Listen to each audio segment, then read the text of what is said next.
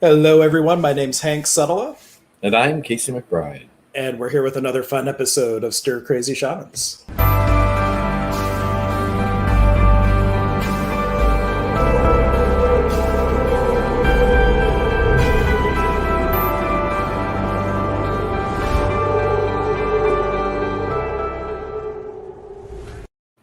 Happy Friday, everyone.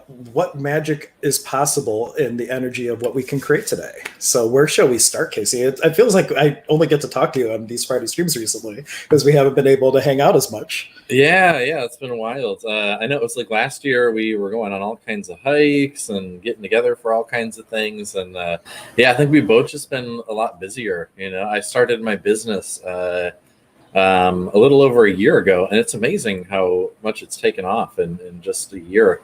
I know they say, like, at least in the massage therapy world, they say it takes a good, like, 3 to 5 years before you really build anywhere near a decent clientele, like enough to actually sustain your business. And so the fact that I'm at where I'm at already in a year is really amazing. So I'm just really excited for where it's going to go. But this month is the summer months are typically, for people who don't know, in massage therapy and energy healing world, summer months tend to be a little bit slower.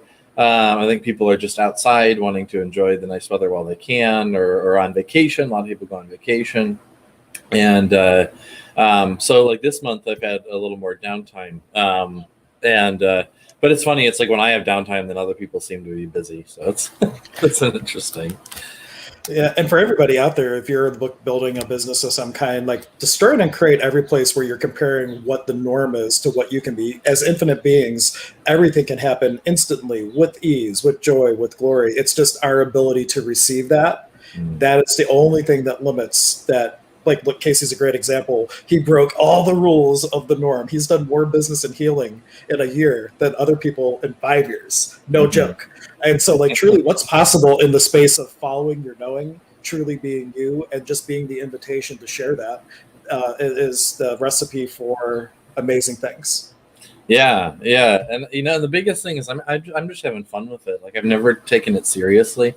I've never treated it like this thing where it's I have to stress over, like, am I getting enough clients and will I be able, and blah blah blah. Just, no, I'm having fun. I'm playing a game, and like, if I can find people who need healing, like, I'm gonna have fun helping them, and just always following the energy of that kind of the joy and like the play of it all, and that's generated not only plenty of abundance, but like, man, some of the people that have come across my path and that I've been able to help, like, it's just, like, these, I don't know, they're just, their stories are amazing. It's been incredible. So I don't know where I was going with that. Go ahead. No, well, just the verbiage you're using reminds me. I was just having a conversation with Deanna a bit ago, and well, more like a week ago.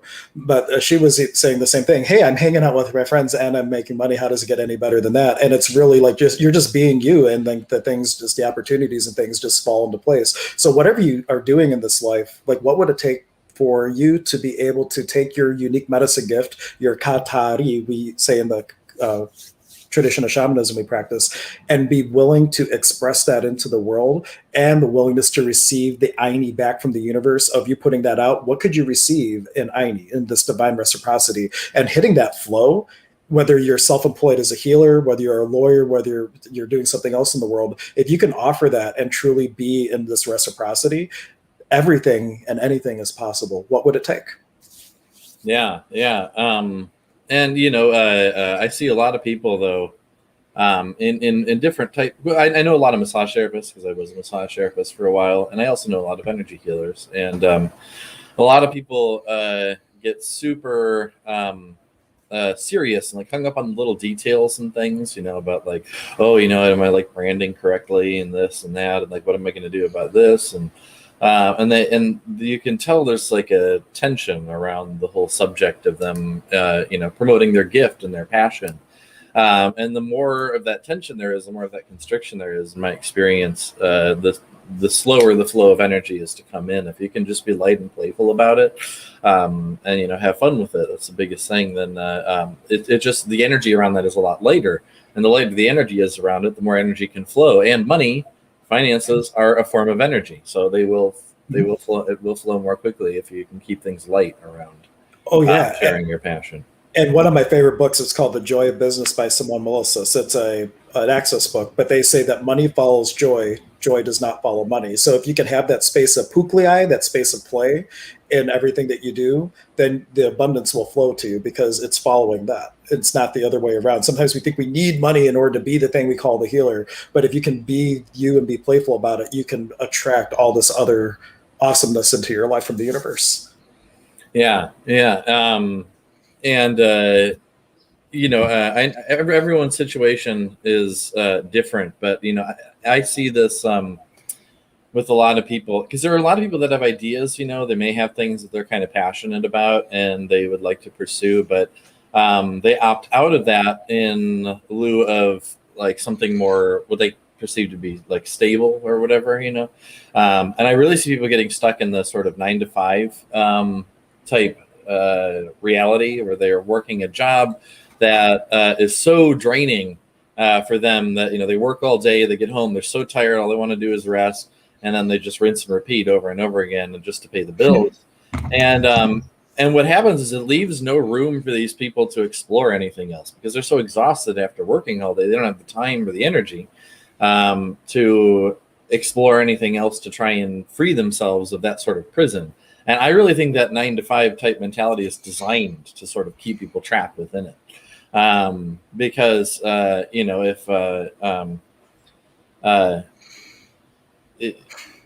if people realize that there were ways to not only support themselves financially, but have fun doing it, and to be a real contribution to the planet, and really have joy in your life without having to stress, then I don't think a lot of people would opt for that kind of lifestyle.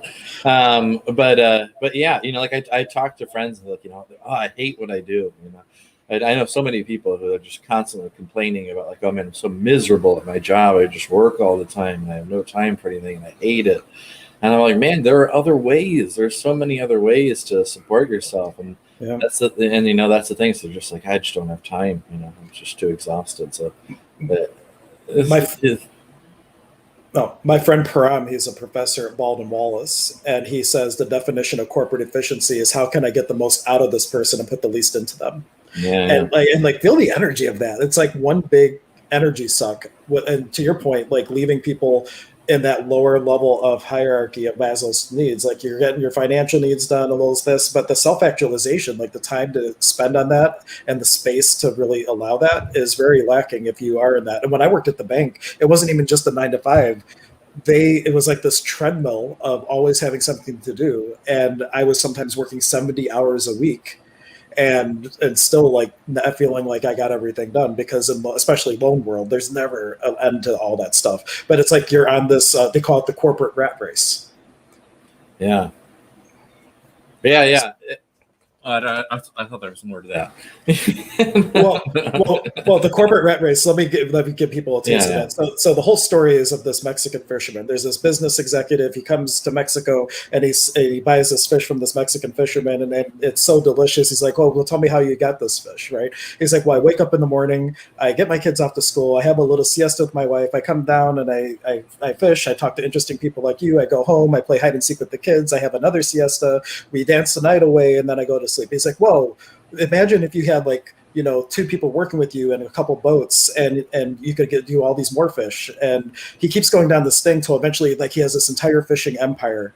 And he says, "Well, then what do I do?" The Mexican fisherman asked the businessman. He's like, "Well, then you would have all this money. You could retire to a small village, just, have a relaxed morning, play hide and seek with the kids, talk to interesting people, and not worry about anything." And the fisherman's already there. He's already having that experience, but they create this corporate rat race that make you think that you have to do all these things in order to be all these things. And truly you could just be and have the life and the dream that whatever you like to create for your reality. And it could be as simple as having that experience as the Mexican fisherman, offering just something that brings them joy and enjoying life. Yeah, I remember I saw this meme, and it was not even a meme, but it was just this thing that was like, the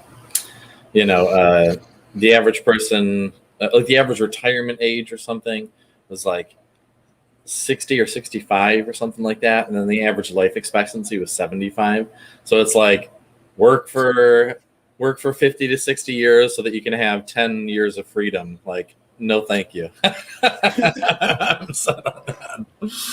Yeah. So truly, what would it take for everybody watching now or in the future to have the freedom now and to have the flexibility, the confidence, the courage to start choosing to live your life as you came to live it, as an infinite being of possibility, and changing the entire paradigm, breaking free from the limitations that this reality creates, creating the box that we think it needs to look like, and create from outside of that box. It's truly freeing. What would it take to be in that? Yeah, yeah. And, a lot of people, when I talk to them about how, like I say this a lot, that I am living in my heaven on earth. Like, I live in paradise. My life is just so incredible and beautiful and amazing, and I've really created the life of my dreams. And certain people that I say that to, they're like, "Oh, well, you're just obviously you're an exception. You're special. They're like, like, you're just lucky. Like, hardly anyone can ever have that. Only a small number of people could ever have what you have." And I'm like, man, anyone could have. I knew what I wanted. I was clear about it, and I worked toward it, and I made it happen. And anyone can do that. It's just that people, again, they buy into these ideas of how things are supposed to be, how reality works, and these things are kind of drilled into us from a young age. I know, like, my dad, and he's still to this day. It's funny because I'll tell him, "Dad, like, oh man, like I had a great month, like I made all this money," and he's like, "Oh, that's great, like, oh well, if you can double that, that'd be even better." And like always, like, and it was funny, I went to, I'm trying to think of something. So, like, when I went to like broadcasting school, like after that, I was looking for jobs, couldn't find a job, and then started working at like a telemarketing company, and got promoted to manager. And every step along the way, my dad's like, "Oh, like, you need to be looking towards this, looking towards your future. Find a better job, higher pay, work more, all this stuff." And then, like, I'd get a better job, and he'd be like, "Okay, well, well, if you can find a better job than that," and then all and so. And I realized, like, at a certain point, it's like never ending. Like, I'm never gonna satisfy my father. I just need to be pursuing my own kind of route and happiness. And but it just, like, he pounded that into my head from a young age, like, you need to always be working, and it doesn't matter if you're miserable as long as you're making a lot of money. Like, that's what's important. And I see this with they come, my parents come over to my place, for we have a little get together, and I'll be there, my brother's there, my parents are there. Now, my brother works a job that he hates. He's in heating, venting, and cooling, HVAC, and he works all the time. He's super drained every day. He comes home and he talks about how much he hates it, and he wants to get out of it. And he's always talking about how he wants to get out of it. But my parents come over, and that's all they want to talk about is him, and they're so proud of him. And, "I'm so proud of you for working so much," and all this. And then they don't even ask me a question about what I do. They don't even they're not even interested. I'm over here having the time of my life. I'm living in heaven on earth and paradise, having these incredible, mind-blowing experiences with people that I'm like helping them to transform their lives. And it's just the most fulfilling work. And they're not interested because I'm not working as hard as him. They're much more interested in the guy that's killing himself and miserable while making enough money to pay his bills. And everything that brings up, just trying to create a whoa. But but this isn't just me. There are so many people that's the reality for them. They were raised that way, there are people that they think it's like a flex. They brag about, like, "Oh, like I worked 70 hours this week. Oh yeah, well, I worked 75 hours this week." And, like, it's like and I'm like, man, that's not something for me that I would ever want to brag about. Like, that just sounds miserable. Misery loves company.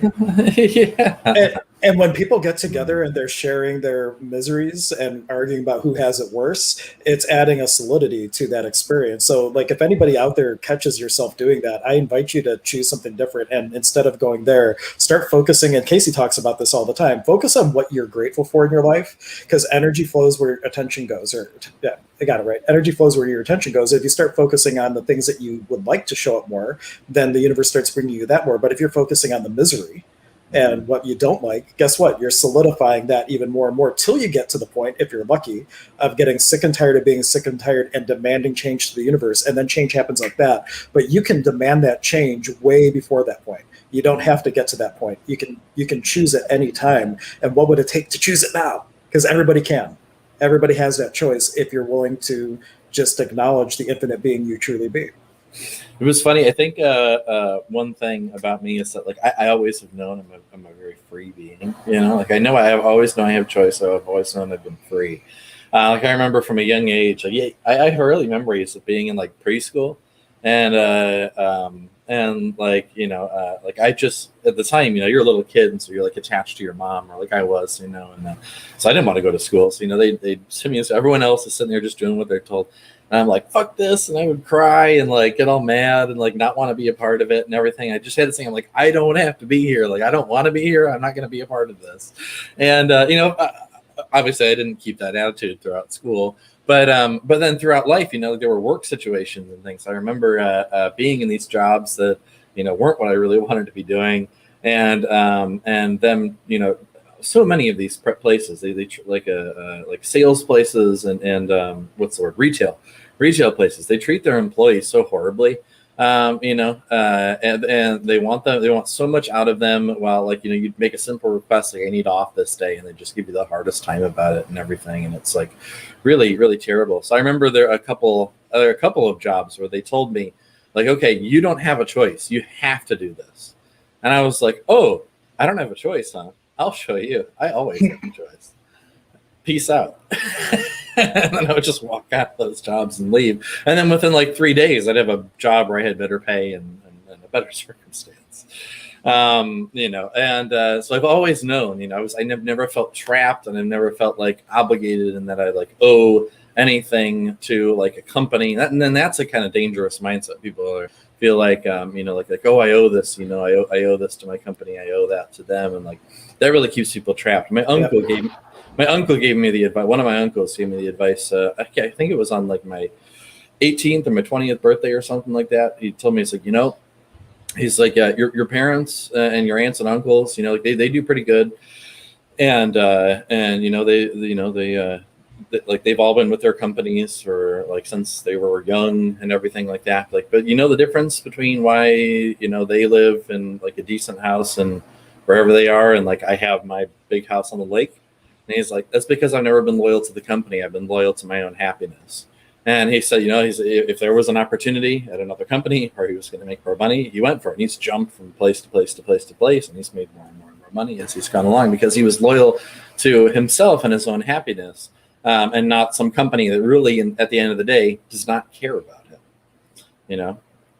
Yeah, definitely. And companies, like, I'm just sticking a Bank of America when I worked for them, and there were people there for so long, and there were, like, layoffs and all these things. There was no loyalty to the employee. And this is a common thing in corporations, where they create the corporate structure of the feeling of family to create the desire to put the company first and to sacrifice and do extra work and do all these things. But when it comes down to the numbers, if you're no longer required, it's just a business decision to let loose.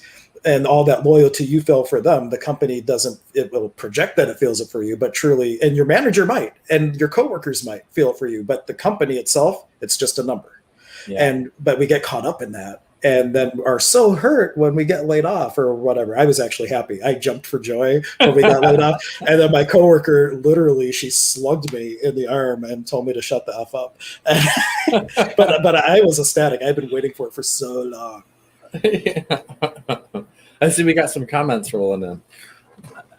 So Angela says, oh man, this is so good. I just woke up to Casey saying F this. So I know this is going to be an awesome day.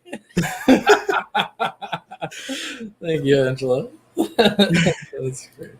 Sabrina saying, law of attraction is real. I talk about it to my followers all the time. Manifesting your future is as easy as managing your thoughts and intentions. Thank you guys for inspiring me once again. You're so welcome. And thank you for spreading the light and, and the truth.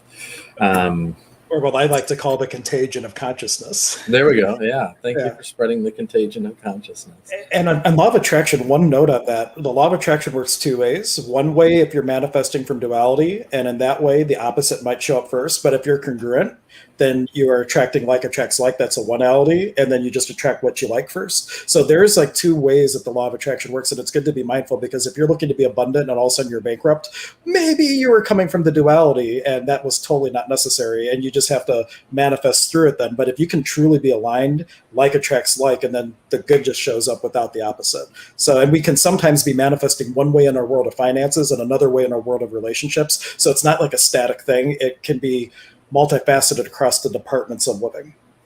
Yeah. And, this is something that, speaking of like law of attraction, and I didn't know this, but law of attraction, I guess, is actually like a kind of like a brand, or like a metaphysical, certain, like a particular school of thought. I thought it just was, whenever I heard law of attraction, I thought it literally just meant like manifestation, like how manifestation works. It's mainly Jerry Nestor Hicks books, right? I think is like the main place where it's used.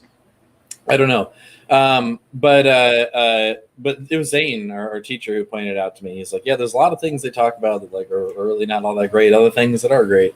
So I guess when it comes to law of attraction, I don't really know anything about the law of attraction, but I do know about manifestation and how what we are, what we vibrate as, we attract, and how we are the creators of our reality. And I have so much experience with this, like to the point where I have this technique of, I guess Zane would call it, what did he call it? Like will magic or something like that.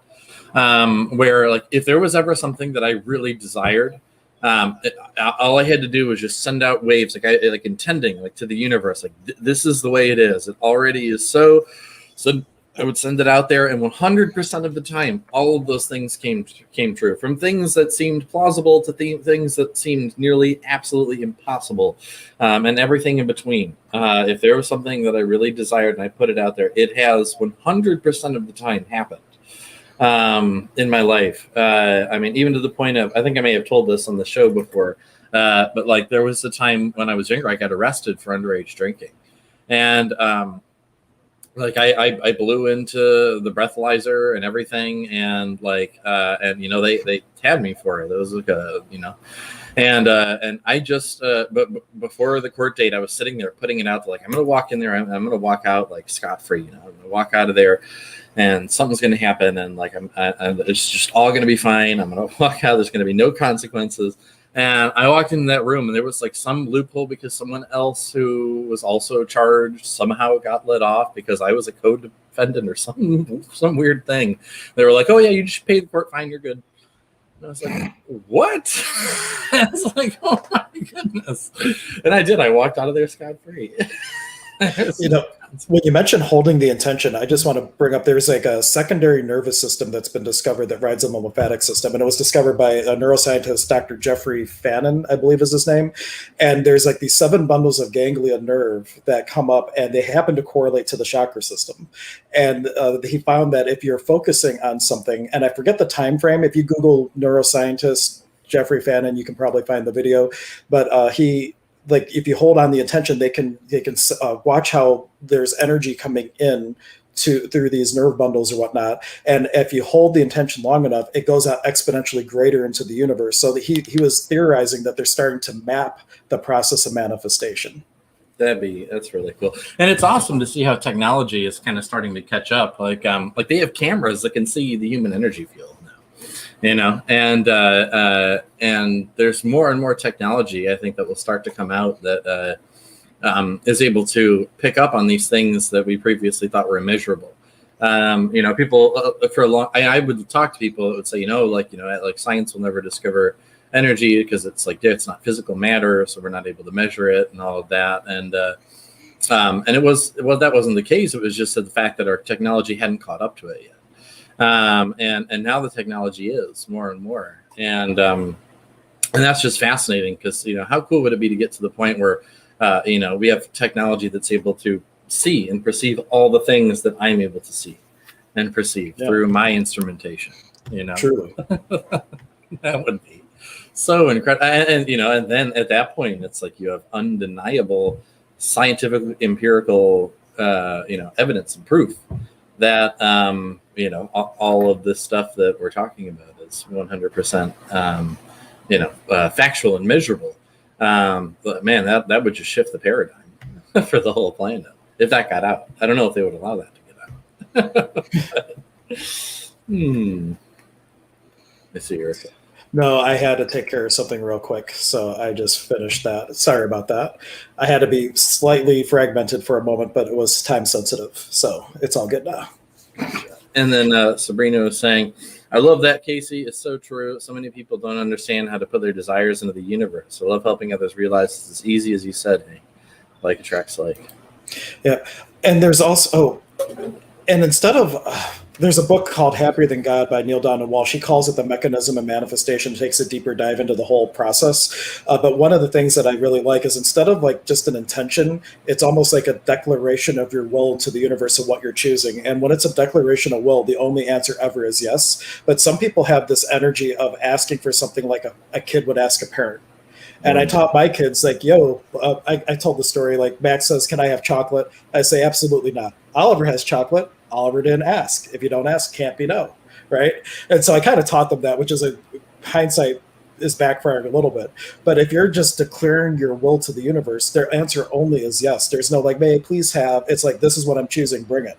And then being consistent with putting that out and consistent with what is my part in getting this rowboat to that point. And I'm going to row my half and the universe is rowing their half and you get there way faster. And some people just put their choice out there and they don't nurture it. They don't cater to that seed and it doesn't germinate as quickly then. Yeah. If you're, if say you're trying to manifest a relationship, like a partner sitting out there like, okay, here's my ideal partner and they're going to show up and this is the way it is. We're going to be in this beautiful relationship. We're going to be so happy, all this stuff. And then you just sit there in your room on your phone all day, like what's your partner going to do? Come busting through your door like, hey, I'm ready for the relationship now. Like you need to go out there, go to places where you can meet people, so yeah, you obviously you have to take action. We are the creators of our reality, and part of that, if we're trying to actually bring something into being, is that we have to take action. We have to listen. The universe will start to open doors, present opportunities, and we have to act on those when the universe gives them to us. And 90% of that is just being aware to notice the energy and then to follow it, because sometimes we put that intention out and then we put our blinders on and go back to our 9-to-5 jobs, and all these things that are passing us by where we could be choosing towards what we're looking to create, we totally miss because we're not showing up for our own experience. So like staying present, being 100% in the moment is so vitally important. Yeah.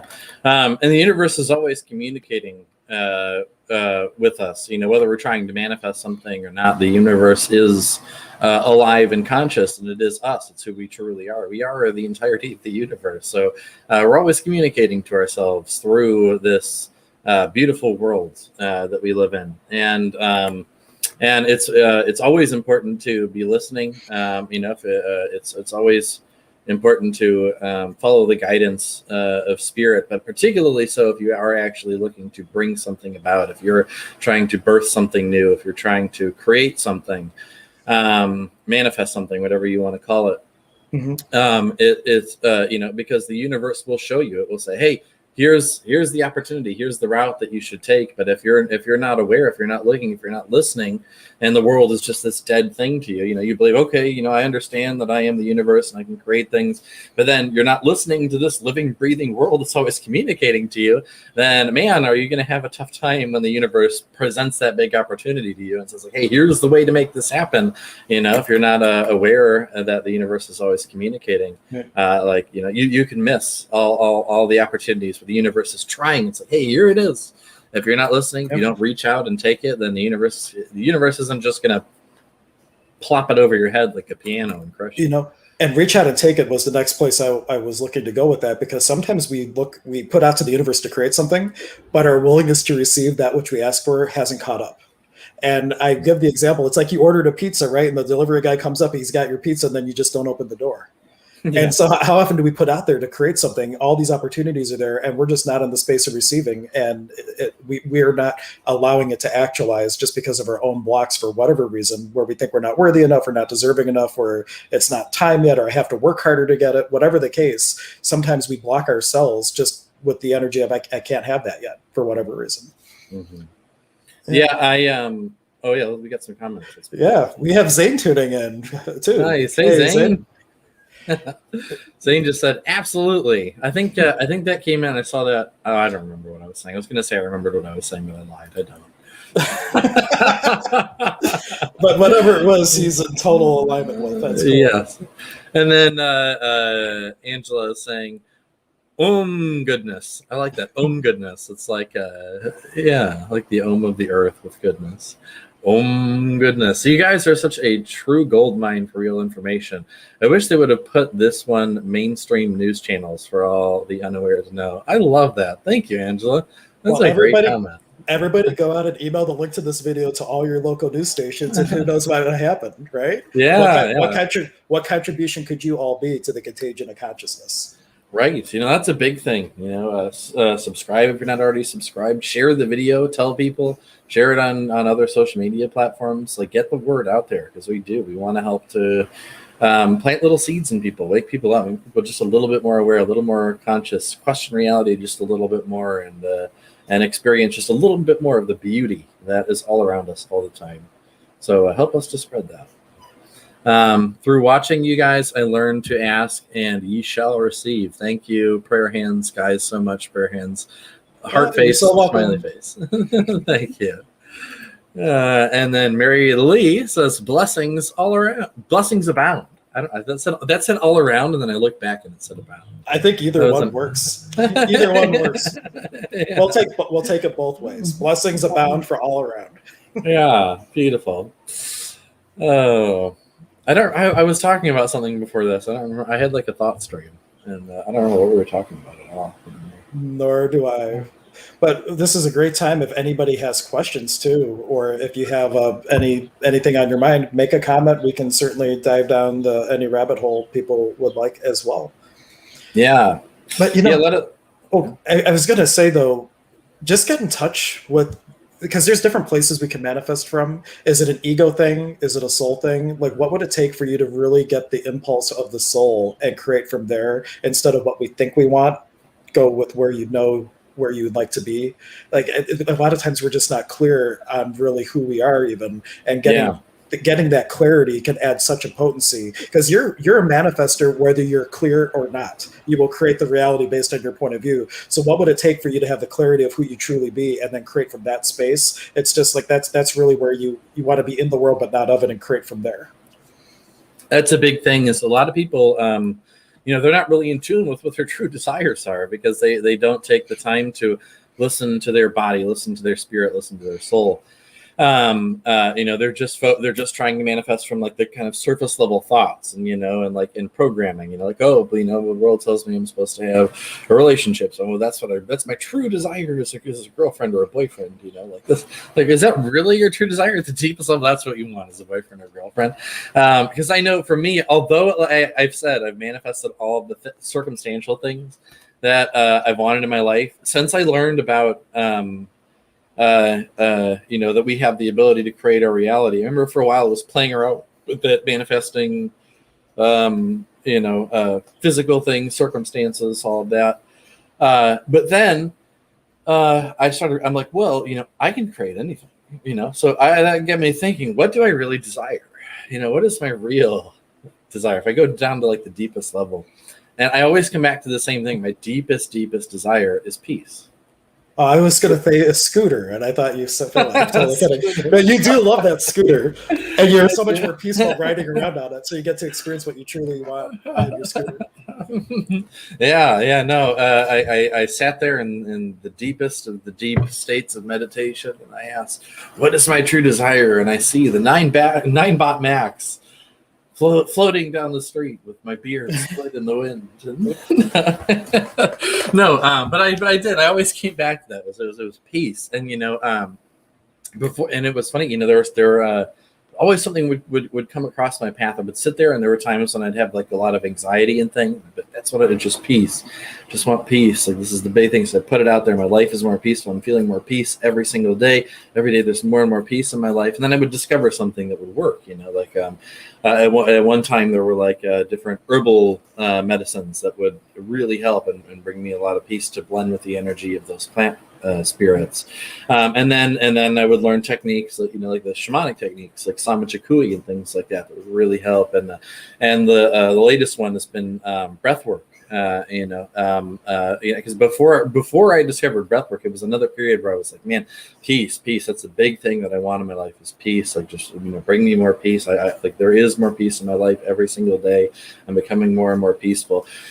And then I came across breathwork again. And man, since I started doing breathwork on a regular basis and doing that every day, this is the most peaceful, the most happy I have felt since I can remember. It's just doing regular breathwork. And but it came about because I was demanding of the universe more peace. And so it showed me, here's how you attain that. Yeah, I got a cool expert. I read this at the bar share last night, and this is half of what was written. And this is just from a friend on Facebook that I'm quoting what they put. But they said, my mentor once told me that peace is not the absence of chaos.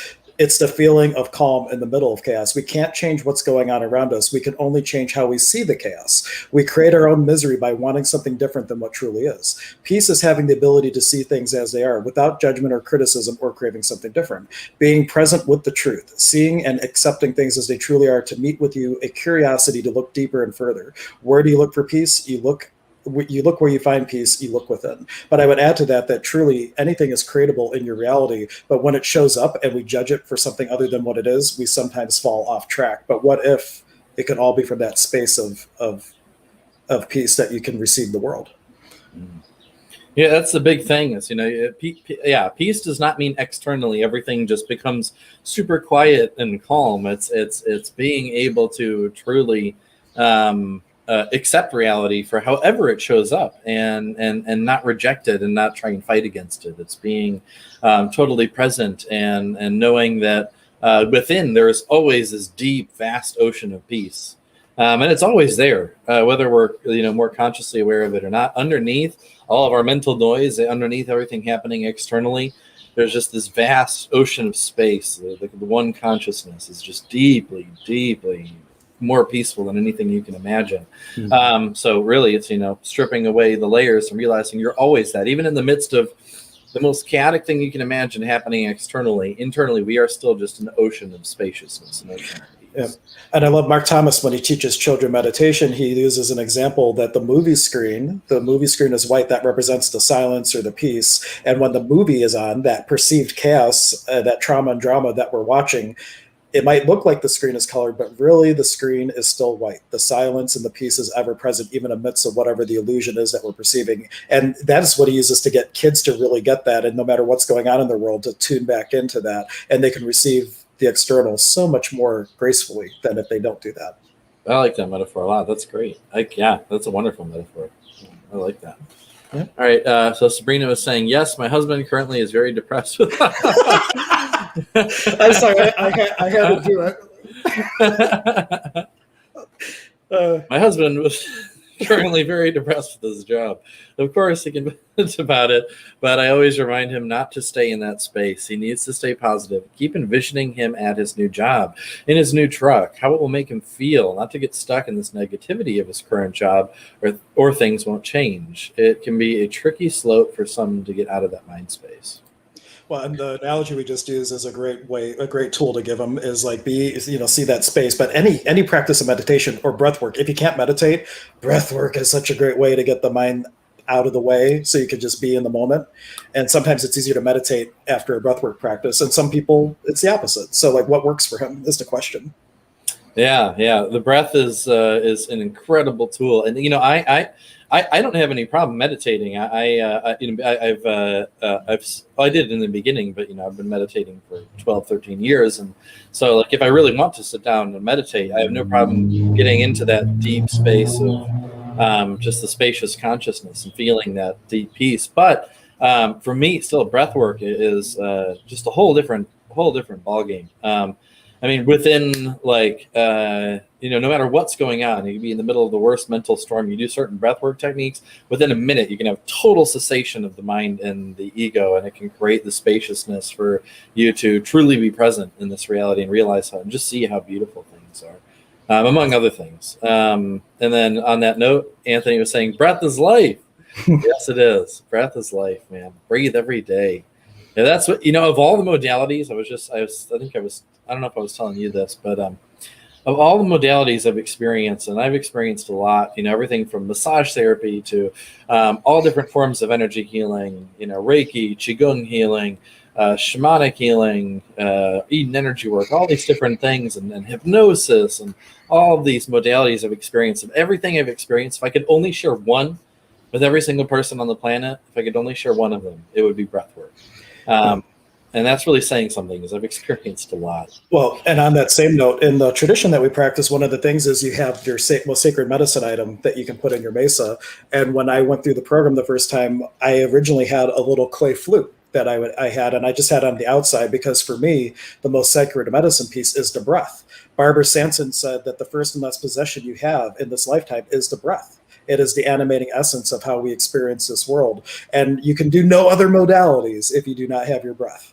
And it's the one tool that you have no matter what, even if you're in prison or you're restrained or whatever the case is. If you don't have your breath, you're dead, right? And so then you're off doing other things. But in this world, that is the one tool that without fail, you will always have to some capacity. And it's incredible what you can do with it. The average person does not realize just how much potential there is in their breath. I've been playing with this. If you just go throughout the day, observe how your breath is by default in different emotional states. For example, and one thing I've been playing with is sleep. I've been paying attention to what does my breath do? How does the pattern start to shift as I start to fall asleep? There's a certain way my breath starts to move and everything as I go to sleep. And then I can recreate that. And laying down when I know, there's a lot, like I'm excited from the day or whatever. I know it would take a long time for me to wind down. I just replicate the breath pattern of sleeping, and then I'm like out like that just through replicating the breath. But it works with all kinds of things. You can create states of deep relaxation. You can create states of rage and anger just by changing your breath. You can completely shift your emotional state to anything, because with every state that we're in, emotional state, energetic state, whatever, to each one of those, there's a corresponding breath pattern. And it goes both ways. It's not just because we're in a certain state, unconsciously we breathe a certain way. If you consciously breathe that way, you can recreate that state. It goes both directions, which is so powerful. And then when you start to get into more dynamic forms of breath work, you really start doing this, like these deep dynamic forms of breath work. You start to take control of these deeper parts of the brain that like produce opioids and cannabinoids and endorphins and serotonin and dopamine and even like dimethyltryptamine and all of this stuff. You can take control of that, and you can literally with a few breaths, within like 30 seconds of breathing, you can create altered states of consciousness within your body that are more powerful than any external substance, any drug you can take. And within that space, though, there's like infinite potential for healing within those altered states. And like, that's truly incredible. And the average person has no idea they can do that with their breath. And on the breath note, which is totally unplanned, but I'm posting a link to a class that Casey's going to be doing at Emergence of Being on August 22nd. I just changed the date, so it's all correct in the form now as well. But I'm going to post it in the thing. So if people are interested in diving in a little bit into breath work, there is going to be a course coming up in August, and you can dive in an amazing space as well. I might be a little bit biased, but I think Emergence of Being is an amazing place to have a space. It's a beautiful space. So this one, my breathwork, it's not so much a class. It's like a medicine ceremony, really. You think about like, people go to take like a psychedelic plant medicine, like ayahuasca or San Pedro or something, and you have a medicine ceremony for healing purposes. It's like that, but instead of using plant medicine, we're using the breath to enter into the altered state. So it's like an hour of really dynamic breathing that will bring us into a deeply altered state so that we can access areas in our body where there is stored trauma or imprints that are holding us back, and we can begin to transmute the energy around those things so that they're no longer holding us back. Awesome. I'm just changing the actual thing in Acuity real quick because I just remembered about it. So let me update that. But yeah, check out the link, and it's going to be an amazing time. Let's see what else. You weren't listening to anything I said, were you? Yeah, I was. It's going to be like a medicine ceremony, and it's going to be very dynamic. It's going to be an hour long, and it's going to allow people to access different fields of information. Wow, I'm shocked. I was paying attention. I'm shocked. Wow.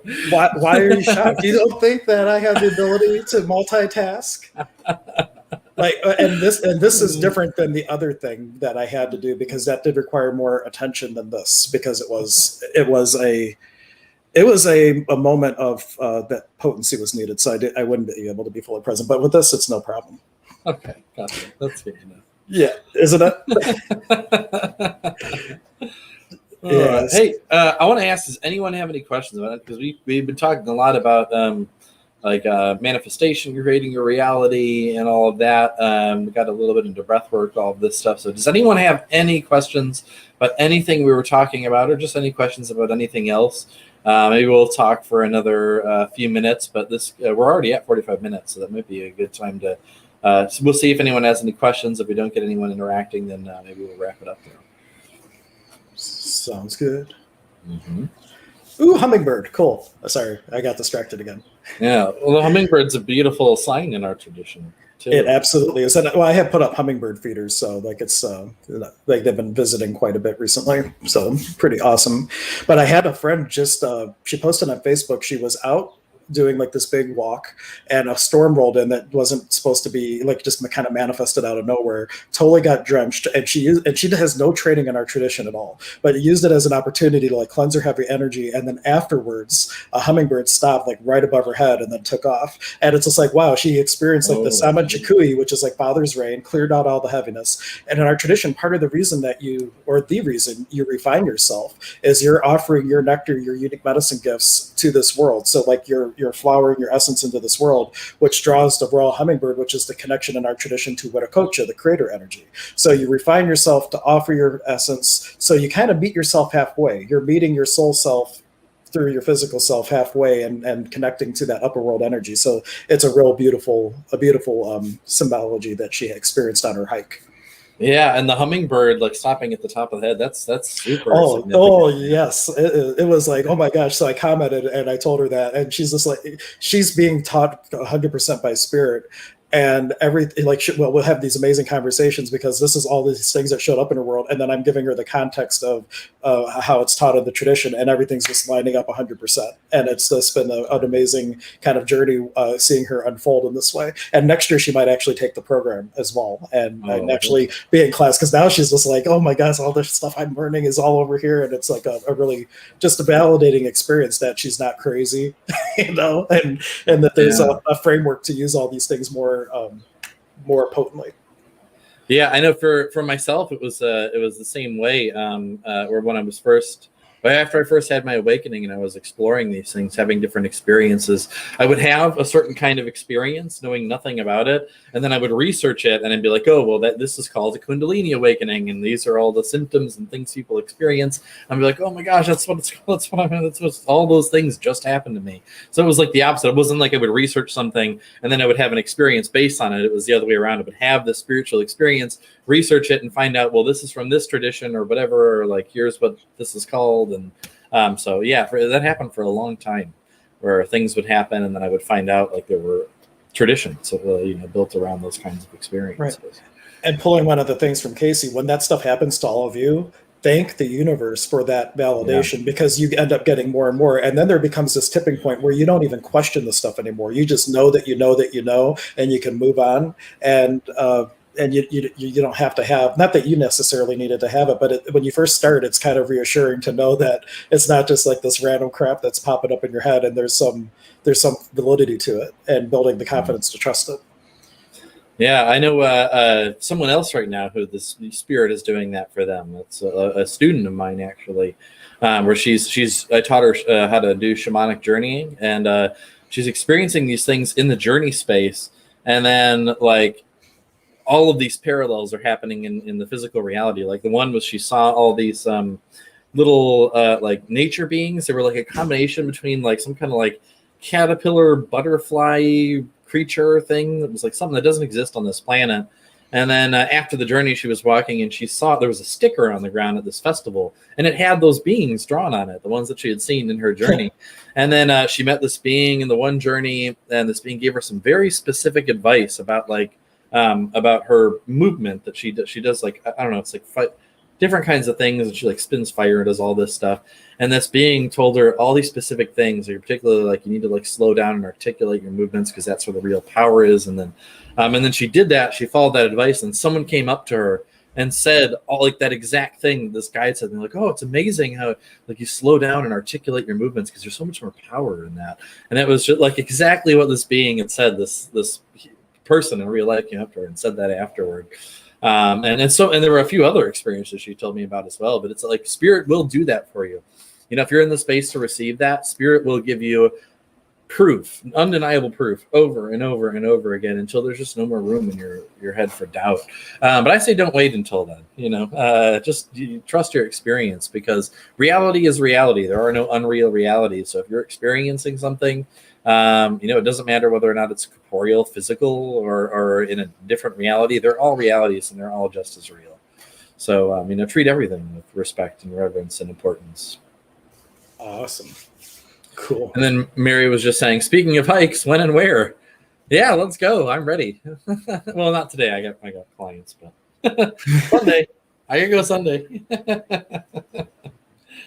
We'll see. I don't know if I can go Sunday or not, but we should pick some dates and see what can stick. But this week I was worried about my back because we had talked about going on a hike, and then my back was all weird, and now it's like there's like 1% left, and I already know what the 1% is. It's just like, okay, when am I ready to deal with that? So let's it's very and then my back was hurting. I had this pain that it normally will put me out of commission for at least, it's a minimum of 2 and up to 5 days where it would be so painful that I'd be like out of commission. And Tony, who commented, gave me a healing session, and it was the first time I was able to actually receive healing for a physical pain issue, and it completely cleared all of the pain from that, and that was really amazing for me, because it wasn't just the physical healing. It wasn't just, oh, I'm cool, I'm free of the pain. It was like, wow, it is possible for me to receive healing for physical pain issues. Yep, 99% of our issues in life are unwillingness to receive, and as soon as you can get over that, it's like, oh. And I think all of us struggle with it on some level or another. Otherwise, we would all have infinite abundance right now, eh? Right. Yeah. And we do have it right now. All it is the allowance of allowing it to actualize in our reality, and that's really the key thing. But wow, what a great conversation today! This has been awesome. Yeah, this is a great one. This is beautiful. So everyone, I'm going to say a big thank you to everyone who was watching, contributed, especially the people that commented and contributed. Take a moment, if you are watching and you're not subscribed, to subscribe to the YouTube channel, because that will really help us to spread this contagion of consciousness. Otherwise, a Nike Kuyaki, everybody. Thank you. Yep. Arpichai Sonkolai, a dove from our heart to you. Have a great day, everyone.